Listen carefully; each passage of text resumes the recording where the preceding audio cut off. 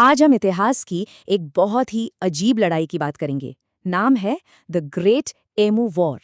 सोचिए, क्या machine gun वाली एक मॉडर्न आर्मी पक्षियों के झुंड से हार सकती है? ऑस्ट्रेलिया में ऐसा सच में हुआ था। तो कहानी शुरू होती है वर्ल्ड वॉर वन के बाद। सैनिकों को खेती के लिए जमीन मिली, पर एक नई मुसीबत आ गई। और वो मुसीबत थी लगभग 20,000 ईमू, जो खाने पानी की तलाश में खेतों में घुस आए थे। ये ईमू किसानों की सारी गेहूं की फसल बर्बाद कर रहे थे। बेचारे किसानों ने सरकार से मदद मांगी। और सरकार का सल्यूशन? उन्होंने इन पक्षियों के खिलाफ युद्ध का ऐलान कर दिया। मेजर मेरेडिथ को 2 मशीन गन और 10,000 गोलियों के साथ भेजा गया। उन्हें लगा ये तो चुटकियों का काम है।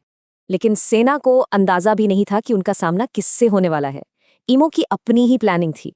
मतलब एक तरफ थी सेना की तय रणनीति और दूसरी तरफ ईमू का बिल्कुल अनोखा तरीका। जैसे ही गोली चलती, ईमू का पूरा झुंड छोटे छोटे ग्रुप्स में बिखर जाता था। निशाना लगाना ही मुश्किल हो गया। और कमाल की बात यह है कि गोलियां लगने के बाद भी ईमू भागते रहते थे। उनके पंख एक तरह से कवच का काम करते थे। यही नहीं, उनके पास एक लुकआउट सिस्टम भी था। एक ईमू पहरा देता और खतरा देखते ही सबको अलर्ट कर देता। कई दिन बीत गए, हजारों गोलियां चल गईं, पर नतीजा कुछ खास नहीं निकला। प्रेस में सेना का मजाक बनने लगा। आंकड़े देखिए, 2,500 गोलियों के बाद भी 100 से भी कम ईमू मारे गए थे। क्या जबरदस्त नाकामी थी।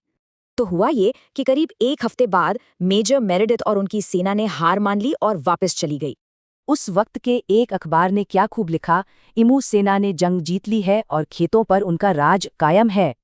और यही वो जंग है जिसमें एक मॉडर्न आर्मी को जानवरों के सामने सरेंडर करना पड़ा था। वाकई में अजीब है।